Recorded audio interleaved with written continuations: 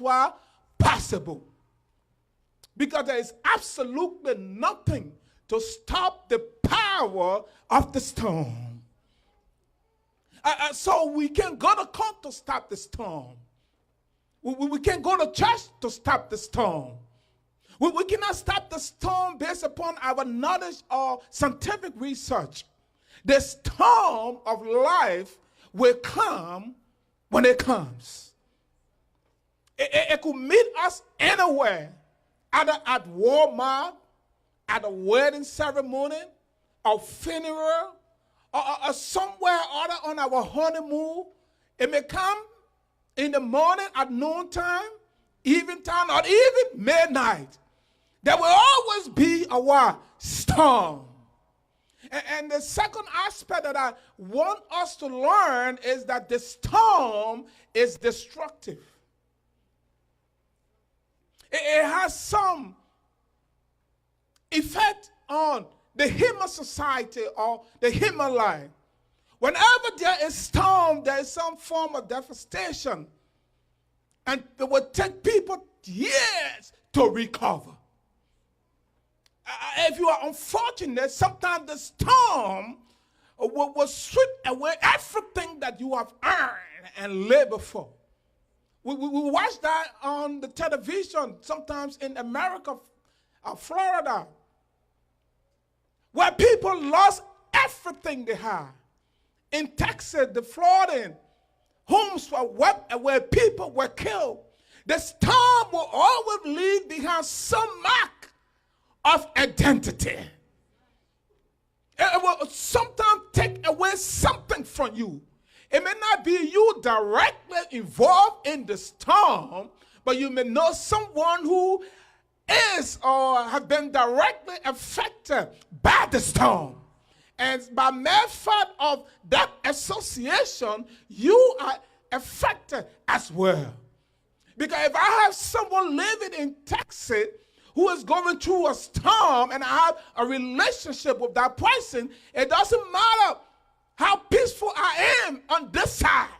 I'm troubled because our brother is going through the what? Storm.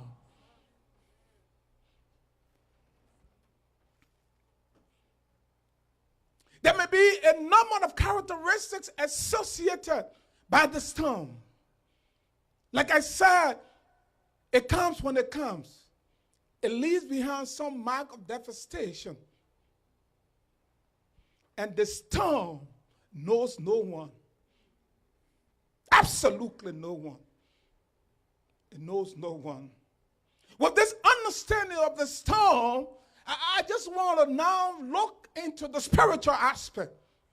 If there is a physical storm, Brother Bobodachi, there should be some form of storm that is connected with spirituality. That is, at some point in time in our life, we face some kind of storm. It might be the spiritual tornado, or the spiritual hurricane, the spiritual storm, the spiritual lightning. But there is some storm that we all experience at some point along this journey. Storm will come when it comes. It doesn't matter how long you've been a Christian. And it doesn't matter how great you've been a churchgoer. It doesn't matter how persistent you've been in the life ministry of the church. There comes a time that the storm will come to test your spiritual reserve. It comes when it comes. And sometimes the storm will leave behind marks that will question even our spirituality. That people will wonder if she's a Christian, if she's been serving God, why the storm? That Job could wonder, why my storm? He lost everything in a day's time. But yet, Job still believed that his Redeemer lived. That brings me into the text this morning. Jesus said to his disciples. Let us go over to the other side. If you will understand the context of the text, Jesus had been preaching the moment he entered Galilee. Because Galilee was almost like the place of Jesus' preaching. People knew his works, people knew his deeds. And whenever they heard that Jesus was in Galilee, the news spread far and wide that the man who was able to change our situation is here. In Mark chapter 2, the guys had to lower their friend through the roof because Jesus was what? In town. And they wanted to seize the opportunity. After that movement, Jesus had a revival. People came and he preached. He taught them in parables. It was a wonderful time. When evening came, he said to his disciples, let us go on the other side. I love Matthew translation because it said that he dismissed the people. That means he allowed the people to go home. And he took his disciple by his side and taught them the parables that he taught these people. And after teaching them, Matthew said that he said to his disciples, now let us go on the other side. It means that it was a period of what? Transition. The ministry was booming, things were going well. The home was great, the job was good, the income was great, and you were trying to explore into another dimension of life. Let us go. Not me. I can't do it by myself. I want us to go on the other side. And the Bible says that while they were going, Jesus slept. And some translation, some theologian will say that's a form of weakness. But there comes a time in ministry that you need to dismiss the crowd so that you can find rest for yourself. You understand what I mean? Huh? You need some spiritual care. There comes a time that you need to serve, and there's a time that you need to take care of some business. Oh no, you can't be a good church goer when you spend all your time in the church and leave your children and family and home undone. You can give your pastor all the respect and disobey the very man who you call your own in the house. There is a time for everything. Let us now go on the other side. Oh, all the men say preaching.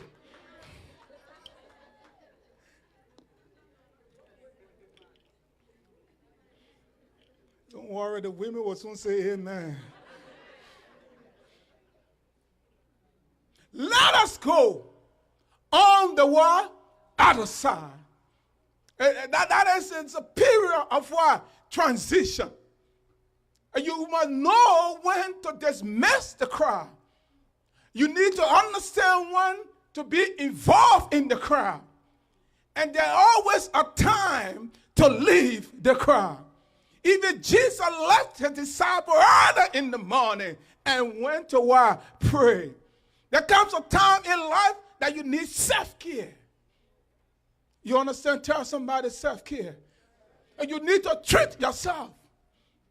You need to take care of yourself. Because if you don't take care of yourself, you won't take care of what? Others. You need to take the madam out sometime. Oh, Lord, have mercy. And give her a treat. You need to take the children sometimes and give them a what? A treat. Because at the end of the day, you need to dismiss the what? Cry. Your cry could be your job. Your cry could be the cycle of friends. Your cry could be the clique that you find yourself in. I'm not saying it is wrong, But there comes a time that there has to be a time for everything to miss the crowd and go on the other side. You know, some of our African men, we don't even know what they call dinner.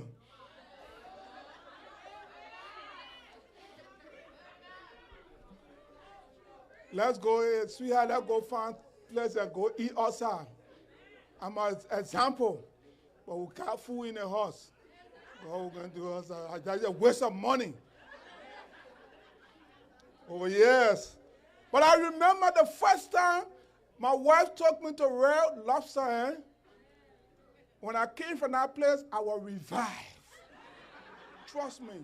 It's just to go and sit down and have someone to serve you, man, Winnie, like we were saying yesterday.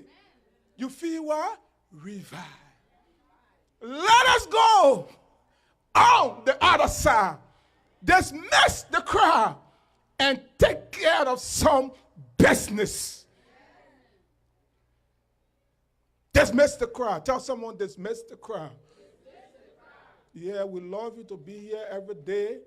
You serve every day. That's good. But there are some things you need to take care of. So Jesus dismissed the crowd and told his disciples, now let us go on the other side. And what happened? Jesus went into the inner part of the boat to what? Rest. We will talk about that later. But one thing I want us to know in the text, that the storm does not come because we are not Christians. And that's why some people fail to understand. The disciples were with whom? Jesus. They were under the instruction and the guidance of what? Jesus. The song they sang was spiritual song. The scripture they read was spiritual scriptures. The places they went were spiritual. The interaction was what? Spiritual. In the text, there was nothing that was indicated that the disciple had gone astray. But when Jesus said, let us go on the other side, the experience was the storm. Church, this is what we need to understand. The storm does not recognize the fact that you are a Christian. It does not take away the fact that you are a Christian. There are many people who are left the church today because of storm. They look down at themselves and say, God, if you are so powerful, all-knowing, you are everywhere at the same time, why will you sit and allow my storm? No, there's nothing wrong that you have done. There's nothing ungodly that you have done. The storm doesn't come because of your past mistakes, of the failures that you have made in life. There will always be a storm at some point in your transition. Let us now go on the other side. Jesus said, let us go, because it was a form of unity. That means they were together under one accord and under the guidance of the Master and the King of Kings. While they were going, the Bible says there were other boats with them in the storm. Other boats. When you go through life, know that someone is faced with that situation. When you are experiencing trials and tribulations, you are not alone. There are other boats with you in the storm. That I want you to understand. People been there before when they got out. That what the author of Hebrews said, now then, we are surrendered by such a great cloud of witnesses. Let us now lay aside every weight and the sin that easily beset us. Run the race with what? Patience. And looking up to Jesus, the author and finisher of your faith. When you face the storm, be aware that there are some family going through the storm. When you face the storm, there is a brother that is going through the storm. When you have marital problem, you are not alone. There is some family faced with that storm. You are not alone. Others are with you in the storm.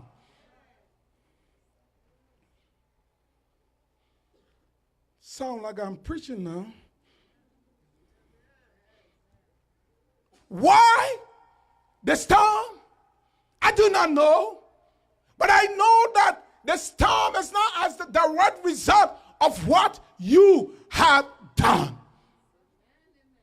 No, I refuse. Or else Job wouldn't have had a storm. Or else Shadrach, Meshach, and Abednego wouldn't have had a storm. Daniel would have been thrown in the lion's den. Esther wouldn't have faced the king even at the point of her death.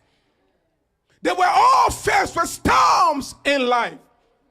But 99% of life is how you react to what happens to you. Why the storm? They were with Jesus when the storm came.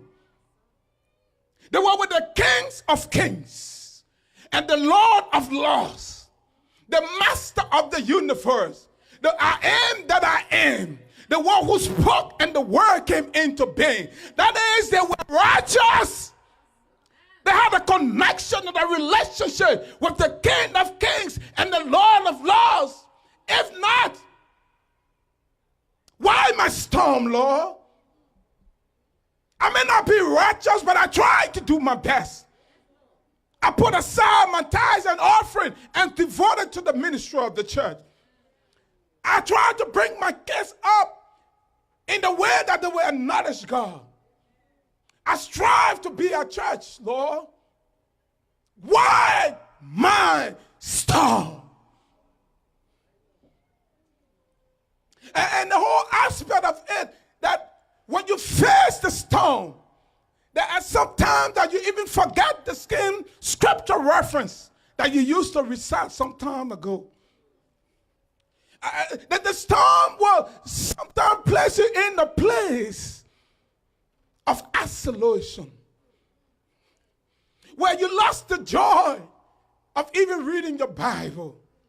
You lost the joy of even connectivity. You lost the very presence of God who is with you in the storm. The disciples said that Jesus was what? Sleeping. That's what Mark said. And some of us would just feel that he was not aware. He was insensitive. That's why someone who reading the text will feel. But you know, there was the human part of Jesus. Sometimes his silence doesn't mean that he's not involved. If he was sleeping, yes, but you need to flip the other side. Because he that keepeth Israel shall neither slumber nor sleep. Even though he was hungry, but my Bible tells me that Christ is the bread of life. He was tested when he got to the well. But he said, out of me shall come what? Living water. He rode in the borrowed boat. Preached, probably on the borrowed donkey to Jerusalem. He was buried in the borrowed tomb. Everything that he did was borrowed. But that's all right. You need to flip it on the other side. That the earth is the Lord's and the fullness thereof. The world and they that dwell therein. When you reach the point in life where you believe that God is sleeping, flip the other side. And know that he that keepeth Israel shall neither slumber nor sleep. He was not actually sleeping. He was in tune and in touch with the situation. But the disciples forgot to recognize him within the storm. Where do we go when we face the storm of life? You know, the brothers of James, John, the sons of Zebedee, they were fishers of men. He said, "Yeah, leave that old man alone, man. We've been fishing for a long time. We will handle this on our own." Probably they told the disciples, "No, don't worry. We've been on the lake of Galilee all of our life. We know the different kinds of storm. We will handle it. But there are some storms you cannot handle. There are some storms that you can run away from him. You have to run to him in the storm. That's where I want you to go. Run to him in the midst of the storm. They couldn't handle the storm. It doesn't matter how educated you are. It doesn't matter how long you've been preaching, which theological institution that you go to. You need to get to him. Christ is always within the crisis. You need to find him. Where is he in your situation? Some of us who did a little bit of counseling, when we meet our counselee, we always build on something to raise the resolve. You understand? There is something that is still left that God can still use. All is not gone. And that's what the disciple had on to. The faith in him. And someone said that, I believe one of them said that, we saw him when he cast out the demons. We were there when he cast out the demonic forces that had the people possessed. That same power he has, he can manifest. Jesus careth not that we perish. When you face some situation of life, you have to use your own words. Use your own experience. Don't use anyone else's experience. Don't try to polish the English. Say it as it is. Master, carest not that we perish. You need to tell him that all is not well. That the boat is about to be destroyed. That life is on its dark side. Tell him that the going is tough and the tough is going. Tell him that you cannot climb the mountain anymore. The mountains are high, the valleys are so deep. You need to tell him as it is. Tell him that I'm getting so weak and depressed. I need help from the outside. Where do we go when life turns its ugly face at us? Where do we turn? There are some who run away from him. But that's not the solution. I want to encourage you today. Run to him. For his arms are so open. They call him. I don't know how to call him. They knew him as master, the greatest teacher.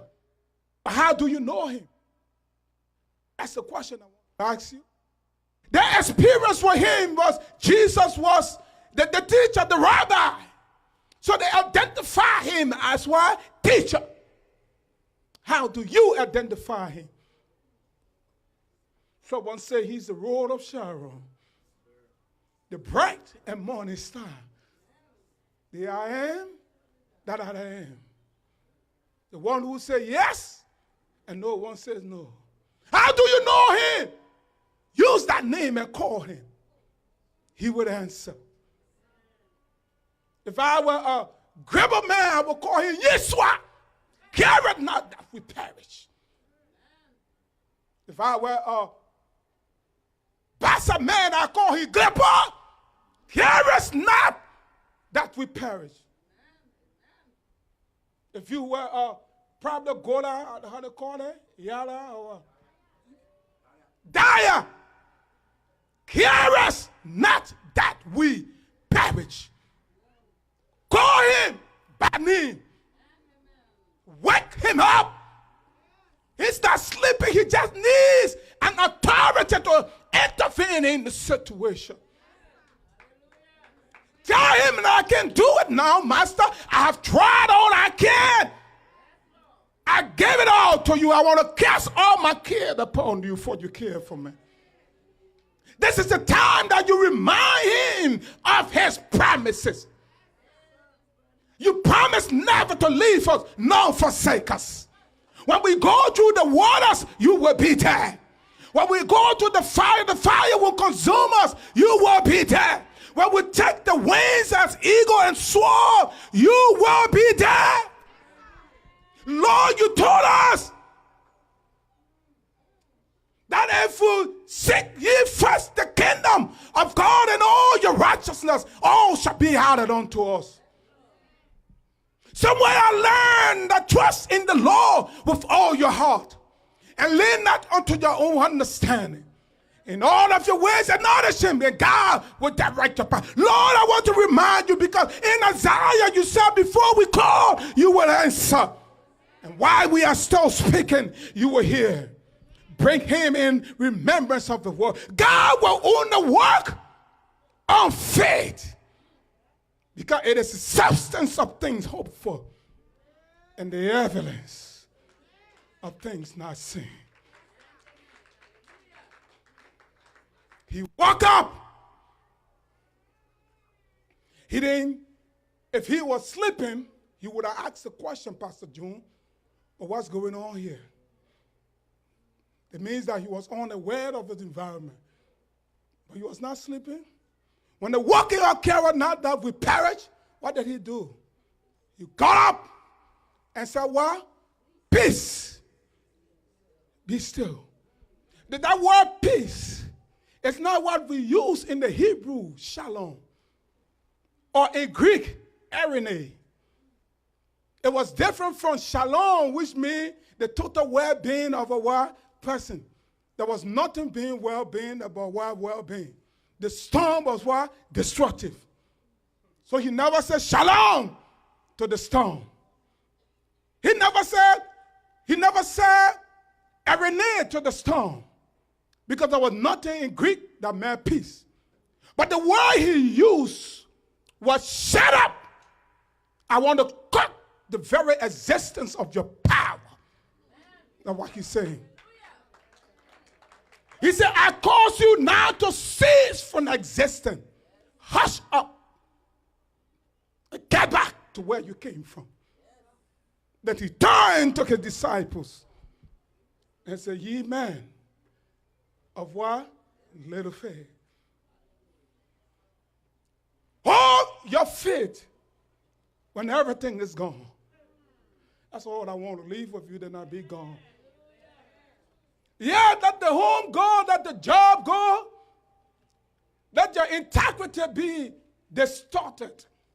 Let people say all they want to say. Hold on to your word, faith. When God gets ready to work in your situation, he only identifies you in the dark by your faith. Not by your degree, not by your title. Hold on, don't allow the devil or the storm to take away your faith. If you will hang on to it, hang on to it. If you will fall with it, fall with it. If you will crawl with it, crawl with it. Hold to your faith. Because by faith, God spoke. And the word came into being. They are known and they are known. By faith, Noah prepared a boat, even though he never knew that it was going to rain. But he trusted God anyway. I'm told by faith, Hannah knew that there was still hope from the greatest gynecologist. So she kept her faith. By faith, Job knew that my Redeemer liveth, and he shall stand upon the earth in the latter days. Even though this battle of mine may be worn out, but in my flesh I shall see God. By faith, Shadrach, Meshach, and Abednego said, oh, king, we know that our Lord liveth. Even if you do not deliver us, our God will deliver us. By faith, Esther said, if I perish, but I will have to see the king. By faith, Nehemiah knew that the walls of Jericho would have been rebuilt of Jerusalem. By faith, hold on to your faith.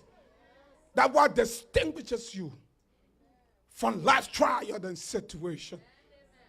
I may not know what you're going through today. I have no understanding what it may be like.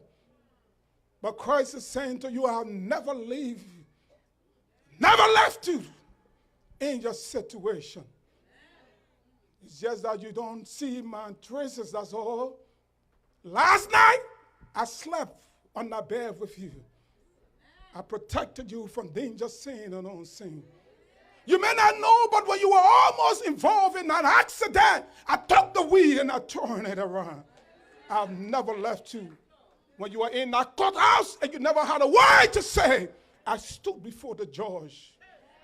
I've never left you. When the child was going wayward, I brought him back to his senses. I've never left you, nor forsake you. When that job opportunity was so high, I provided you with the favor that you had a position where no one could go. I've never left you, nor forsake you. When the going gets tough and the tough gets going, you may not see me, you may not understand, but I'm taking you on my shoulders.